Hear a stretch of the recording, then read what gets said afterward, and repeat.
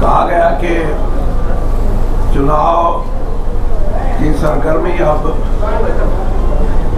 आज से नहीं बल्कि पिछले 2 दिन से चरम सीमा पे है।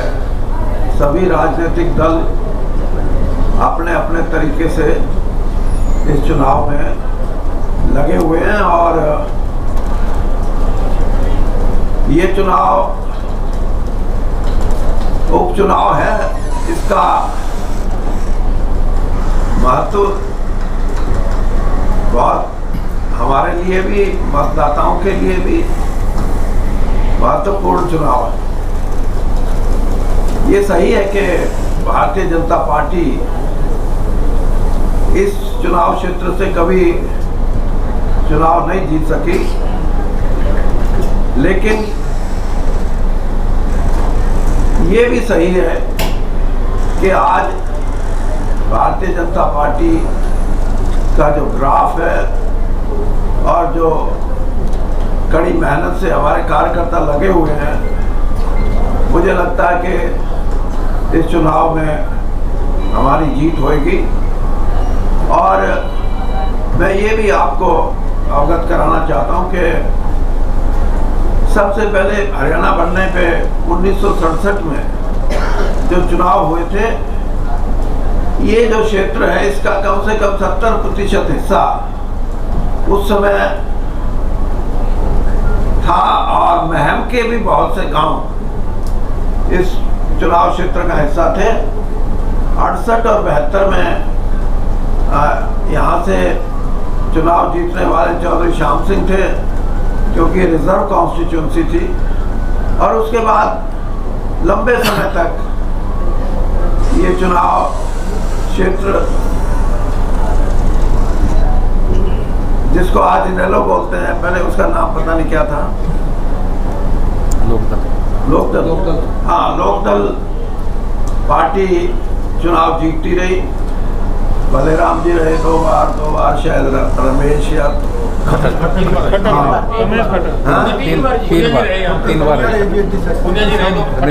हाँ, वो शायद 3 बार रहे। और अब ये चुनाव क्षेत्र जनरल सीट है और यहाँ के विधायक का निधन होने से, कृष्ण हुड्डा जी से के निधन होने से ये सीट खाली हुई है।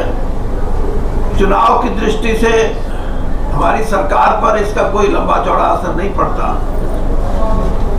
क्योंकि विपक्ष का ये दावा है कि हम जीतेंगे तो सरकार अस्थिर हो जाएगी, सरकार गिर जाएगी। भारतीय जनता पार्टी और भारतीय जनता पार्टी के एमएलए, क्योंकि मैं तो कांग्रेस से आया हुआ हूँ, इसलिए मैं दोनों को तोल सकता हूँ। ये अनुशासित सिपाही हैं और यहाँ अनुशासन का बहुत बड़ा महत्व है। और ये कार्डर बेस्ड पार्टी है हमारी, तो इसलिए किसी को गलतफहमी हो कि 30 से 31 तो पहले थे, 31 होने पे सरकार गिरने की कोई बात करे, ये मुझे समझ नहीं आता।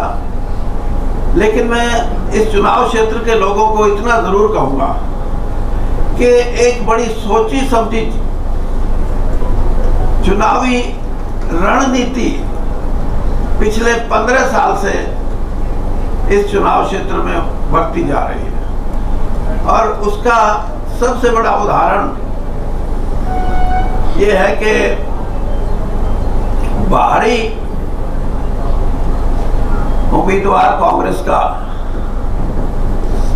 आता रहा और चुनाव जीतते रहे। वो चाहे 2005 का चुनाव था, चाहे 2009 का था, 2014 का था। 9 का 5 का नहीं था, 9, 14, 19 का था। हाँ, 5 का तो रिजर्व था, 5 का तो रिजर्व था, 9, 14, 19। 5 को तो रिजर्व, हाँ 5 को रिजर्व था, 5 को रिजर्व था, 9 और 14, 19। तो मेरा लोग क्यों वोट देते थे, मैं ये समझाना चाहता हूँ आपको। लोगों की एक सोच थी कि भूपेंद्र सिंह हुड्डा जी मुख्यमंत्री हैं और वो पहले रोहतक जिले में पूरा काम करेंगे, लोगों की सारी जितनी भी तकलीफ हैं, जितनी भी उनको नौकरियां हैं या और जो भी फायदे पहुंचा सकते हैं वो पहुंचाएंगे, और शायद फिर हमारा नंबर भी आए।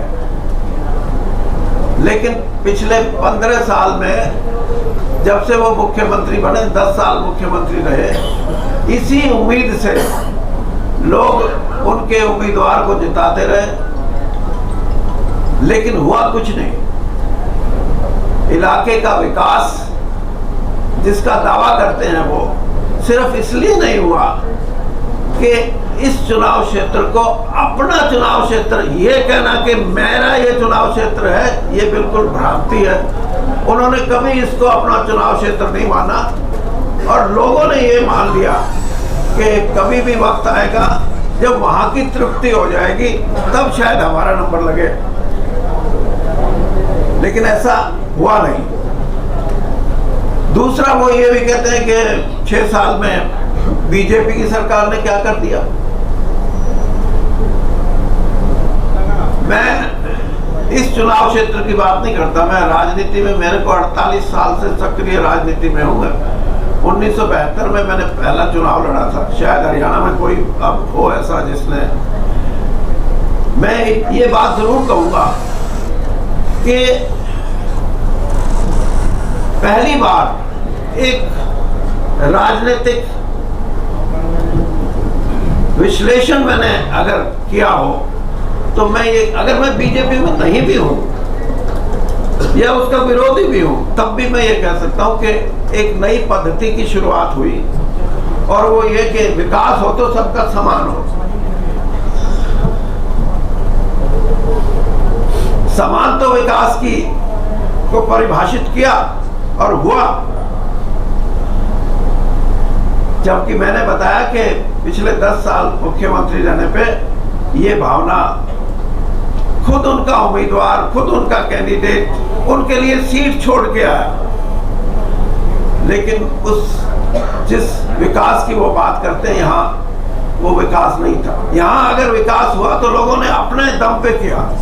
ये कह के जाऊंगा कि इस चुनाव में जीतने की एक सबसे बड़ी सोच ये हो सकती है कि बाहर बहुत लोग सेटल्ड हैं, बाहर इस चुनाव क्षेत्र से बाहर, अगर उनको शामिल किया जाए, उनसे संपर्क किया जाए तो हम अपना वोट बैंक और बढ़ा सकते हैं। दूसरी बात ये है कि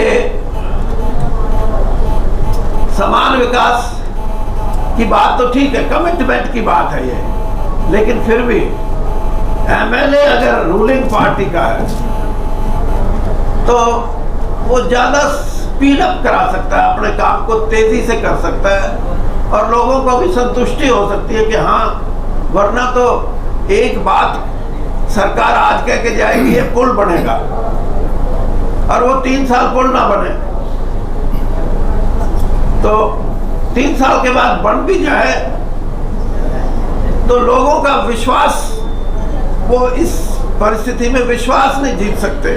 वो कहेंगे तो फिर जब जरूरत थी 3 साल पहले तब बनना नहीं, आप बन गया तो इसका कोई ज्यादा हम इसको महत्वपूर्ण नहीं मानते। इसलिए मैं ये समझता हूँ कि इस चुनाव में हमें एक ताकत मिलेगी यहाँ के मतदाताओं को ये कहने की कि आपका जो भी वायदा है, वैसे तो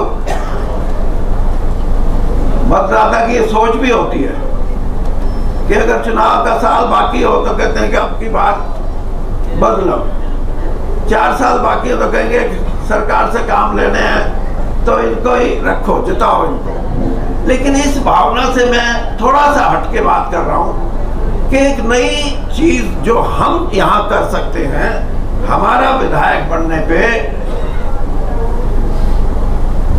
कामों की जो गति है, जिसमें ये संतुष्टि हो कि हाँ ये बात कही है और हो गई, ये तभी संभव है जब हम इस बात को सिरे चढ़ाएं। और इस बात का हमने वायदा भी किया लोगों से कि जो कहेंगे वो त्वरित होगा, इमीडिएट होगा, उसमें इफ एंड बट नहीं आ सकते, क्योंकि नौकरशाही का तो ये, मैं तो 5 साल केंद्र सरकार में मंत्री रहा, 9 साल यहाँ हरियाणा में रहा। ये एक त्रुटि है सिस्टम की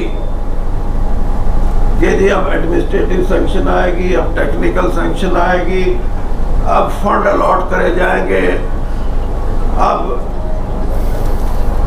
टेंडर होंगे, फिर वो काम शुरू होगा। इससे जो मांगने वाले हैं, जो देने वाला है, उनकी नजदीकियां नहीं होती बल्कि दूरियां हो जाती हैं। तो इस चीज को हम इस चुनाव के माध्यम से एक नमूने के तौर पे खत्म करेंगे। दूसरी बात, कांग्रेस पार्टी, कितने बीजेपी के नेता यहाँ आएंगे भाषण करके आपको प्रेस कॉन्फ्रेंस में, लेकिन जितना कांग्रेस को मैं जानता हूँ कोई बीजेपी वाला नहीं जानता, क्योंकि मैं 40 साल कांग्रेस में रहा हूं। ये पार्टी सिकुड़ रही है। बड़ौदा के मतदाता क्यों वोट देते थे कांग्रेस को? सिर्फ एक ही कारण था कि भूपेंद्र सिंह हुड्डा चीफ मिनिस्टर, इसको रखना है चीफ मिनिस्टर। अब कारण यह है कि वो ये कहेंगे कि एक बार मेरे को मौका दो, मैं सारा कल्याण कर दूंगा। लेकिन सिकुड़ती हुई कांग्रेस में भूपेंद्र सिंह के लिए दूसरा मौका अब चीफ मिनिस्ट्री का तो कभी आ नहीं सकता। मैं ब्राह्मण तो नहीं हूं, ज्योतिषी तो नहीं हूं, लेकिन राजनीति का पाठ मैं जानता हूं कि जो गया सो गया। और कांग्रेस की तो हमेशा पॉलिसी रही है use and throw. So Bhupendra Singh Hooda has been used and he has been thrown, so he should not think of becoming chief minister. इसलिए लोगों में का भ्रम भी ये दूर हो जाना चाहिए कि ये दोबारा कोई चीफ मिनिस्टर बनने की संभावना है, क्योंकि कांग्रेस जिस तरीके से चल रही है, 6 कांग्रेस है हरियाणा में।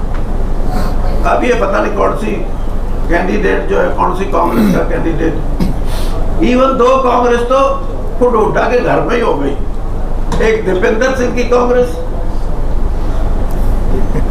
और एक भूपेंद्र सिंह की कांग्रेस, और 6 कांग्रेस, एक किरण चौधरी की कांग्रेस,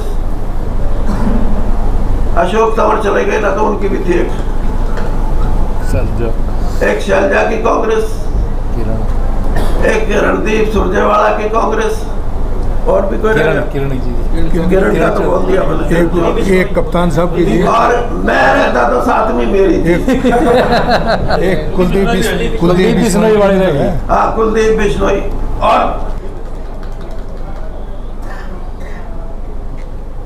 कि उन्होंने अपना कैंडिडेट रिपीट किया। देखिए, कोई भी चुनाव में किसी कैंडिडेट को आप खड़ा करें, स्टॉप गैप अरेंजमेंट नहीं होना चाहिए कि चलो यार ये तो हार गया था, छोड़ो कोई और देखो। नहीं,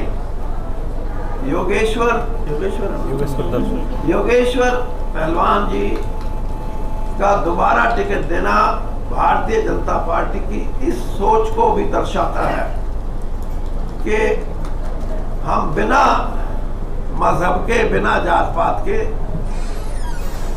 ये सोच के कि हमारा पहले चुनाव हारा, बेशक उसमें कोई जातीय फैक्टर रहे हो, लेकिन सबसे बड़ा फैक्टर मैंने बताया वो लोगों के दिल में था ये कि भूपेंद्र सिंह हुड्डा को एक चांस और दो। अब चांस देने वाली बात तो खत्म है। तो इसलिए योगेश्वर को हमने इन चीजों से ऊपर उठ के, जाति से, बिरादरी से और से, मैंने तो बल्कि यहाँ तक कहा था, मैंने कहा अगर योगेश्वर दत्त जी को आप टिकट नहीं देते इस बार, तो लोगों में एक गलत मैसेज जाएगा कि ये तो बदलते रहते हैं। राजनीति में ये भी जरूरी है, और किसी को मौका मिल जाए जीतने का तो उसके लिए ये भी जरूरी है कि वो अपने आप को एस्टेब्लिश करे, ताकि लोगों के मन में आए कि ये मेरा। वो आज से 550 साल पहले कावले ने कहा कि the Prince should not only be loved, you should be feared also. और दूसरा वो ये कहता है कि the Prince should not be uploaded by individual but he should be uploaded collectively also. तो ये ऐसी चीजें हैं जो किसी राजनीति को परिपक्व करती है। और ये भी बात सही है कि चाहे पिछला लोकसभा का चुनाव था, चाहे 2014 का चुनाव था एमएलए का, चाहे 2019 का एमएलए का चुनाव था, इसमें भारतीय जनता पार्टी से भी बड़ा फैक्टर मोदी फैक्टर है। मैं ये खुल के बात कहता हूं कि मोदी जी की वजह से जो एक सामाजिक दृष्टि से जो ये समझते थे कि हमारा भी कोई रखवाला हो, हमारे मुद्दों का भी कोई सही तौर पे उठाने का काम करे, वो उन्होंने एक एक करके किए और एक नहीं 10 ऐसे काम किए जिसकी व्याख्या मैं करूं तो बहुत समय लग सकता है। और इसीलिए आज का युवा वर्ग, आज के वो लोग जिनको अपने मुल्क से, अपनी युवा पीढ़ी से और अपने इतिहास का जो हमारा पराक्रम है उससे प्यार रहा है, जिन लोगों को, वो आज उस मोदी जी को अपना आइकॉन मानते हैं। वो ये समझते हैं कि ये प्रधानमंत्री छोटी सी छोटी बातों को भी पकड़ के गरीब से गरीब आदमी की भी आर्थिक स्थिति को, सामाजिक स्थिति को मजबूत करने का प्रयास करता है। मैं आपको मिसाल देना चाहता हूं। आज एक लिस्ट निकली है यूपी में राज्यसभा की 10 सीटों पे इलेक्शन है। एक या 2 आदमी को छोड़ के मैं 8 आदमियों को जानता भी नहीं कौन है ये, कहां के हैं, क्या है। इसका मतलब ये है कि वो साधारण बैकग्राउंड के लोग हैं।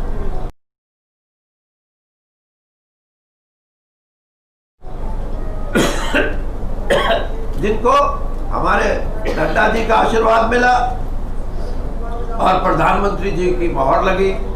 ये चीजें हैं जो दर्शाती हैं कि साधारण से साधारण कार्यकर्ता भी इस पार्टी में बहुत बड़ी ऊंचाइयां छू सकता है। तो ये बातें हैं, मुझे लगता है कि लोग इन बातों के लिए काम करेंगे और सही वोट देंगे और हम इस चुनाव में जीतेंगे।